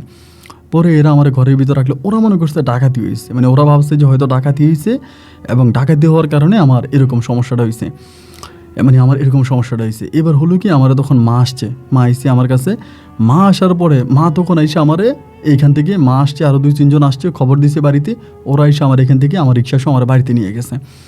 বাড়িতে নিয়ে যাওয়ার পরে এই 3-4 দিনের মধ্যে আবার এসে আমার তাবিজ পরাইছে, আবার আমার হাতে পায়ে তাবিজ পরাইছে। মোটামুটি তখন আমি বলছি যে এই মহিলা এগুলো করছে, মহিলা জিনেই মহিলারা পাঠাইছে, মহিলা এসে আমার শরীর থেকে তাবিজ খুলে নিয়ে গেছে, এই মহিলা ভালো না, মহিলা খারাপ। পরে আমার মা আবার নতুন করে তাবিজ আনছে, তাবিজ এনে আমার পড়াইছে। এরকম করেই তখন সময়গুলো কাটতেছে। তখন আমার পরিবারে প্রচণ্ড রকমের অভাব। আমার কাছে মনে হলো যে আমি কোনো কাজ করতে পারি না, কোনো কাজ করতে গেলে আমি বিপদে পড়ি, আমার এমনি মারে অমনে মারে। আমি যেহেতু জিনের ওই মহিলার অতই ক্ষতি করছি। ওই মহিলার নাম ছিল আপনার হীরামতি, মহিলা বলছে তার নাম হীরামতি। তো হীরামতি মহিলার যেহেতু আমি এতই ক্ষতি করছি, আমার কাছে কেন জানি মনে হয় সত্যি যেই কথাটা আপনাকে বলে আমার মনে হয়েছে যে মহিলা আমাকে মেরে ফেলক। ভাই ভাইয়ের মতো করে চলে গেল, বাবা বাবার মতো মরে গেল, বড় ভাইও মরে গেল। আমি মায়ের নিয়ে পড়ছি একটা জ্বালায়, আর কোনো কাজ করতে পারি না। কোথাও গেলে একটার পর একটা বিপদের শরণাপন্ন হই। একদিন রাতে নিজের ওপর নিজে রাগ করে তাবিজগুলো খুলে ফেলি। আমি জানি না যে কেন আমার এতটা রাগ হয়, বা কেন আমি কিসের কারণে আমি তাবিজ খুলে ফেলি, নিজে তাবিজগুলো খুলে ফেলি। এবং তাবিজগুলো খোলার প্রায় 10 থেকে 15 মিনিটের মাথায় এই মহিলা আবার আমার সামনে, আমার ঘরের মধ্যে, এবার ডাইরেক্ট আমার ঘরে ঢুকে গেছে। আমি তাবিজগুলো খুলে জাস্ট রাখার পরে আমার ঘরে ঢুকে গেছে। ঢুকার পরে বলে, তোরে নিয়ে যাবো, তোর ওই সময় তারা বাঁচাইছে, তো এবার তোর কেউ বাঁচাইতে পারবে না। আমি বলি, ঠিক আছে, নিয়ে যান। এই নিয়ে যান বলতে আমারে ধরে এখান থেকে আবার নিয়ে গেছে, এই ঘর থেকে আবার নিয়ে গেছে। নিয়ে যাওয়ার পরে ওই যেরকম একটা জায়গা, ওই জায়গার মধ্যে নিয়ে গেছে, নিয়ে আমার আবারও মেরে ফেলবে। আবারও তার রাগ, সেই খুবভাবে এরকম অনেক কিছু করতেছে, মেরে ফেলবে। তো ঠিক আছে, মেরে ফেলেন, আমিও মরার জন্য প্রস্তুত। যেহেতু আমি আপনার স্বামীরে মারছি, আপনি আমারে মারেন। আপনি আমার বলে, তোরে আমি কি শাস্তি দিব? তোরে মহিলার ভিতরে তখন কেমন যেন একটা মায়া কাজ করতেছে, আপনার হীরামতির মধ্যে। পরে বলে, তোর আমি মেরে ফেলবো। আমি যে আমারে মেরে ফেললে আপনার লাভ আছে? আমি তখন নিজেই বলতেছি এমনি, যেহেতু আমি আপনার স্বামীরে মেরে ফেলছি, তাহলে আমি আপনার বিয়ে করবো। এরকম করেই বলতেছে, মানে এই কথাটা যে আমি কীভাবে বলে আমি নিজেও জানি না, আমার মুখ থেকে বেরিয়ে যায়। আমার মুখ থেকে বেরিয়ে যায় আমি যেহেতু আপনার স্বামীকে মেরে ফেলছি, তা আমি আপনার বিয়ে করব। এইটা বলার পরে মহিলা তখন আমার দিকে তাকায় আসছে বরাবর তো করে, তুই আমার বিয়ে করবি মানে এটা কি বললি? আমি বললাম হ্যাঁ, আমি যেহেতু আপনার স্বামীরই মেরে ফেলছি আমি আপনার বিয়ে করবো। বলে আমার বয়স কত জানোস? আমি বললাম কত? বলে আমার 1500 বছর। আমি বললাম আপনার 1500 বছর? তাই ঠিক আছে, আপনি যদি আমার বিয়ে করেন তাহলে আমি ঠিক আছে, আপনি যদি আমার বিয়ে করেন আমি আপনার বিয়ে করবো, এমনি বলতেছি। মহিলা তখন আমার বলে তুই কি মনে করছিস, তুই কী শুরু করছিস, মানে এরকম ধমকাধমকি করার পরে সে আর আমারে মারে না মারে আমার ওইখানে 1 সপ্তাহের মতো আটকায় রাখে। খাবার দাবারও দেয়, খাবার দাবার দেওয়া আটকায় রাখে 1 সপ্তাহ আমার সাথে ওইখানে। তার অনেক ধমকাধমকি, কথা কাটাকাটি, অনেক কিছু। এবং সপ্তাহখানিক পরে সে আমার তখন আবারও বাড়িতে এনে দিয়ে যায়। এবং বাড়িতে এনে দেওয়ার পর আমার মা তো আমারে পাওয়ার পরে প্রচুর চিল্লাইতে আসছে যে আমি কই চলে গেছি, 1 সপ্তাহ কোথায় ছিলাম। মা আমারে ধরে কান্নাকাটি করে, সবাই ধরে কান্নাকাটি করে। এরপর আমি এই মহিলারে দেখতাম স্বপ্নে আসতো আমার কাছে, আইসা আমারে বলতো, মানে ভালো হয়ে গেছে তখন আমার সাথে, এবং ভালো হয়ে গেছে। এবং ভালো হইতে আমার একটা সময় বলতেছে তুই কবিরাজি করবি? আমারে বলে তুই কবিরাজি করবি? আমারে বলে। আমি বললাম যে না, আমি কবিরাজি করবো না। বলো কবিরাজি কর, আমি তোর অভাব অনটন কাটাই দিব, তোর অভাব অনটন আমি আর রাখবো না, তোরে আমি অভাবে রাখবো না। তুই কবিরাজি কর, আমি তোরে আমি হেল্প করবো, সাহায্য করবো, কিন্তু তুই আমারে বিয়ে করতে হবে, আমারে বলে। আমি বললাম বিয়ে করবো, সমস্যা কি, বিয়ে করবো। তো এই কথা বলার কিছুদিন পরে সে কী করলো, একদিন রাতের বেলায় আমার ঘরে আসছে। এবং আসার সময় মানে আমারে ডাকার পর আমি দরজা খুলছি, পর আমার ঘরে ঢুকছে, সাথে আরেকটা হুজুরকে নিয়ে আসছে। নর্মালি একজন হুজুর, আমরা যেরকম মানুষের যেরকম হুজুর দেখি এরকম হুজুর আসছে। আসার পর আমরা পায়জামা পাঞ্জাবি দিচ্ছি এগুলো পরার জন্য, আমি পড়ছি। পরার পরে হুজুর তখন আমার কলমা পড়াইতে আসে। এই মহিলা পাশে বসে আমার কলমা পড়ে, আমিও কলমা পড়ি, মহিলাও পড়ে। এবং পড়ার পরে এই হুজুরটা তখন বেরিয়ে গেছে। বেরিয়ে যাওয়ার পরে ওই রাতের বেলায় আমার কি হয়েছে আমার আর কোনো খেয়াল নাই, মানে আমি জ্ঞান হারায় ফেলি। ওই ঘরের মধ্যে, রুমের মধ্যে এই মহিলা আমার সাথে ছিল রাতের বেলায়। আমার মা সকালবেলা আমার যখন মানে স্মৃতিশক্তি আসে, আমি যখন ঠিক হয়, মা আমারে বলে সারা রাত বলে মা অনেক দরজা ধাক্কাইছে, আমি নাকি শুধু বলছি দরজা ধাক্কাইও না, আমার ভাল লাগতেছে না, আমি ঘুমাইতে আসি। কিন্তু আমি সকালবেলা শরীর নাড়াইতে পারি না, আমার শরীর এত পরিমাণের ব্যথা হয়ে গেছে। আর আম্মা বলেছে আম্মা দারুণ এক সুগন্ধি ঘ্রাণ পাইছে, অনেক গ্রান পাইছে। এবং এরপরে রাতের বেলায় মাঝে মাঝে এই হীরামতি আমার কাছে আসতো। তো সত্যি কথা বলতে আমি ওনারা এরপরে আর বয়স্ক রূপে দেখি নাই। যখন ওনার সাথে আমার বিয়ে হয়, বিয়ে পড়ায়, এবং এরপর উনি আমার কাছে আসলে আমি ওনাকে মানে আপনার একটা যুবতী রূপে দেখতাম। একটা নর্মালি একটা যুবতীর যে রূপটা হয় ওই রূপে আমার কাছে আসতো, আমার সাথে থাকতো, আমার সাথে রাত্রি যাপন করতো। এবং বিস্তারিত হয়তো অনেক কিছুই বলার নিষেধ, তাই বলতে পারি না, তো অনেক কিছুই তার সাথে আমার হইতো। এবং এরকম করতে করতে একটা পর্যায়ে সে আমার কবিরাজি করার অনুমতি দিল। আমাকে বলে তুমি কবিরাজি করো, মানুষের চিকিৎসা করো। এরপরে আমি কবিরাজি পেশায় নামছি, এবং নামার পর আমি মানুষের চিকিৎসা করি। আজকে প্রায় 1 যুগেরও বেশি সময় ধরে, প্রায় 16-17 বছরের কাছাকাছি আমি কবিরাজি করতেছি। এবং আপনাদের দোয়ায় আলহামদুলিল্লাহ বিভিন্ন ধরনের মানুষের আমি বিভিন্ন সমস্যার সমাধান করেছি।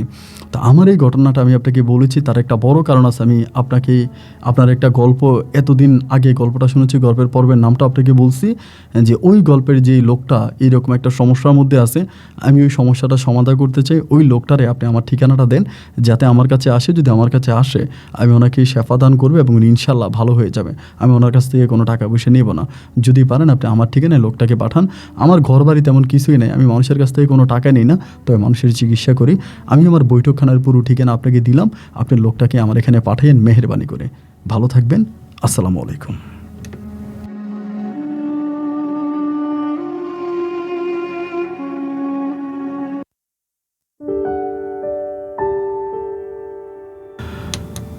বন্ধুগণ, সবাইকে অনেক বেশি ধন্যবাদ এতক্ষণ পর্যন্ত আমার সাথে থেকে রংপুরের ভাই আমানুল্লাহর জীবনের বাস্তব গল্পটা আমাকে শোনার জন্য। বাট আমি বারবার বলি যে বাস্তব গল্প, বিশ্বাস করেন আপনারা হয়তো অনেকে অনেক রকম কিছু চিন্তা করবেন যে আপন ভাই কীভাবে কী বলেন, কীভাবে বাস্তব বলেন। আমি গল্প বলি আমার নিজের কাছ থেকে কেমন জানি কাল্পনিক মনে হয়, কারণ এই গল্পগুলো তারা যখন লিখে পাঠায় আমি শুধু আমার জায়গায় বসে গল্পগুলো সামারি করি। বিশ্বাস করেন শুধু অতটুকুই, সামনে পিছে আগে পিছে করে সুন্দর করে সাজিয়ে বলি গল্পটা, এতটুকুই। কিন্তু ঠিক তারা যেমন করে লেখে তেমন করে আমি বলি। আমি অনেকগুলো গল্প পেয়েছি বা অনেক গল্প পড়েছি যে পরীরা নিয়ে গিয়ে তাদের একটা আলাদা জগতে নিয়ে যায়, ওখানে রাখে, ওখান থেকে আবার আনে, আবার পৃথিবীতে দিয়ে যায়। বাট আমার কাছে জিনিসটা খুবই অবাক লাগে এবং কীভাবে এটা সম্ভব। যখন আমি মহাকাশ আমি কিন্তু আবার ব্যক্তিগতভাবে আমার কিছু কথা বলি, আমি মহাকাশ পছন্দ করি, মানে মহাকাশের ঘটনা বা মহাকাশ সম্বন্ধে জানতে বুঝতে আমার ভালো লাগে। এই জন্য যখন আমি মহাকাশ রিসার্চ করি বা মহাকাশের তারা, নক্ষত্র, গ্যালাক্সি এসব নিয়ে যখন আমি চিন্তা করি, তখন আমার কাছে মনে হয় যে অবশ্যই হয়তো আমাদের মতো কোনো মানে পৃথিবী আছে, ওই পৃথিবীতে হয়তো জিন পরীরা থাকে, এরকম অনেক কিছু নিজের কাছে মনে হয়। বাট এই গল্পগুলো পাওয়ার পর আমি নিজেও অবাক হয়ে যাই। আপনাদেরকে কী বলবো, সবাইকে অনুরোধ করবো আমান হুজুর, ওনাকে আমান হুজুরে বলো, ওনার গল্প যারা শুনেছেন ব্যক্তিগতভাবে যদি ওনার সাথে কেউ যোগাযোগ করেন বা কোনোভাবেই যদি ওনার সাথে আপনাদের কোনো কিছু হয়ে থাকে বা কেউ যদি ওনার কাছে যেও থাকেন কোনো চিকিৎসার জন্য, এটার জন্য কিন্তু আমি আপনাকে মোটেও সাজেস্ট করি না যে ওনার কাছে যান, ওনার চিকিৎসা আপনারা নেন। কারণ আমার দিক থেকে, কারণ আমি ওনাকে দেখি নাই, উনি যেমন করে আমাকে গল্প বলেছে আমি তেমন করে আপনাদেরকে শুনিয়েছি। এই কতটুকু সত্য বা কতটুকু মিথ্যে সেটা আমি নিজেও জানি না। এই জন্য সবাইকে অনুরোধ করবো কোনো প্রতারণার ফাঁদে পা না দেওয়ার জন্য। সবাই ভালো থাকবেন, সুস্থ থাকবেন, এই শুভকামনায় আজ এখানে বিদায়। দেখা হবে অন্যদিন অন্য কারো বাস্তব জীবনের গল্প নিয়ে। আল্লাহ হাফিজ অ্যান্ড আসসালামু আলাইকুম।